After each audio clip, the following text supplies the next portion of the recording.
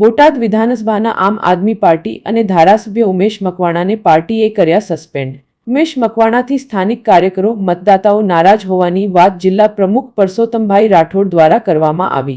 ઉમેશભાઈ મકવાણાએ આજ સવારે 11 કલાકે ગાંધીનગર ખાતે પ્રેસ કોન્ફરન્સ બોલાવી દંડકપદેથી રાજીનામું આપ્યું હતું।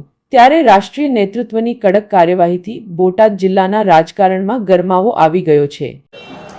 પરસોત્તમભાઈ રાઠોડ, બોટાદ જિલ્લા આમ આદમી પાર્ટીના પ્રમુખની જવાબદારી। રોશનભાઈ, આમ આદમી પાર્ટીના એકમાત્ર ધારાસભ્ય ગરડાના બોટાદના અને ઉમેશભાઈ મકવાણાને સસ્પેન્ડ કર્યા છે અને કંઈક વિગત મળી જશે। આજે અત્યારે હાલમાં ન્યૂઝ દ્વારા મને જાણવા મળેલ છે કે પાર્ટી દ્વારા એમને પાર્ટીમાંથી સસ્પેન્ડ કરવામાં આવેલ છે। જ્યારે આજની પ્રેસ કોન્ફરન્સ હતી ત્યારે એમને પાર્ટી બહાર જઈને એમને જે કામ કરવામાં આવેલ છે તે માટે પાર્ટી એમને સસ્પેન્ડ કરવામાં આવે છે।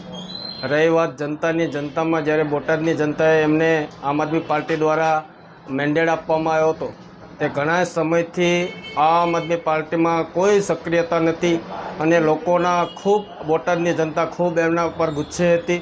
એટલા માટે એમને જાણી ગયા હતા જે 3-4 દિવસ પહેલાં તે કે એમને જે ગામડાઓની મુલાકાત લીધી ત્યાં પણ તેમને બહુ ખરાબ અનુભવ થયેલો।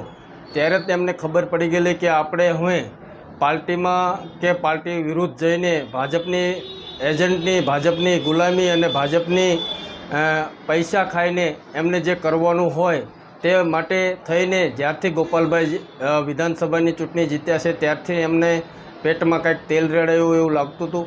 પણ ખરેખર આવા ગદ્દાર લોકોને બોટાદની જનતા ક્યારેય માફ નહીં કરે અને જ્યારે અમે કહીએ છીએ કે એમની સાથે આમ આદમી પાર્ટીના કોઈ પણ કાર્યકર્તા સાથે છે નહીં।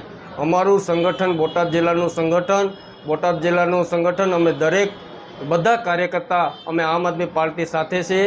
આવા જનતાઓના ગદ્દારોને અને પાર્ટીની સાથે જે ગદ્દારી કરી છે એ લોકો ચલવી નહીં લે।